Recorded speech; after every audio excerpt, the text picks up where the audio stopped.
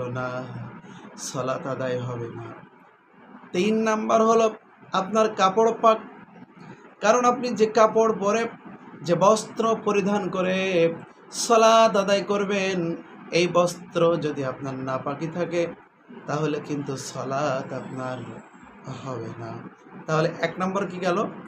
নিয়াত থাকতে হবে আপনার। 2 নাম্বার শরীর পাক, কাপড় পাক থাকতে হবে। 3 নাম্বার হলো শরীর পাক। আপনার শরীর যদি পাক না থাকে তাহলে আপনার সালাত আদায় হবে না। এই সম্পর্কে কোরআনুল কারীমের ভিতরে রব্বুল আলামিন বলেন, ইন কুনতুম জুনুবান ফাত্তাহহারু, সুতরাং তোমাদেরকে পবিত্রতা অর্জন করতে হবে, শরীর পাক থাকতে হবে। 4 নাম্বার হলো নামাজের জায়গা পাক। আপনি যেখানে সালাত আদায় করবেন ওই জায়গাটা যদি সঠিকভাবে পবিত্র না থাকে, নাপাক থাকে, তাহলে কিন্তু আপনার সালাত আদায় হবে না। এই সম্পর্কে বিভিন্ন জায়গায় বিভিন্ন রকম আল্লাহ রাব্বুল আলামিন বিভিন্নভাবে বলেছেন। আল্লাহ রাব্বুল আলামিন বলেন, ইন্নাল্লাহা ইউহিব্বুল মুতাত্তাহিরিন, নিশ্চয় আমি পবিত্র এবং পবিত্রটাকেই পছন্দ করি।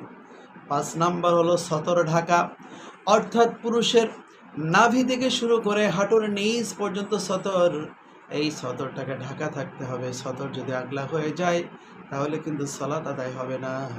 আর মহিলাদের হলো মুখ, হাত, অর্থাৎ হাতের কবজি থেকে শুরু করে শেষ পর্যন্ত মুখমণ্ডল এবং পায়ের গোড়ালির নিচ থেকে এতটুকু ব্যতীত সমস্তটুকু হলো মহিলাদের সতর। এই সতর যদি আগলা হয়ে যায়, সতর যদি না ঢাকা হয় তাহলে কিন্তু সালাত আদায় হবে না। এরপরে কি আসছে? কিবলামুখী হওয়া।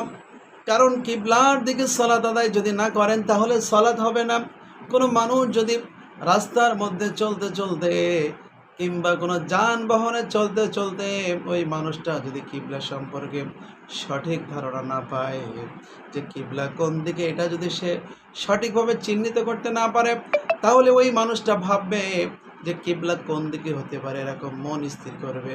মনের দিক থেকে যে দিকে কিবলা মনে হবে সেই দিকটাকে ফিরেই কিন্তু সালাত আদায় করতে হবে। ইচ্ছে মতো কোনো দিক ফিরেই সালাত আদায় করলে কিন্তু সালাত আদায় হবে না।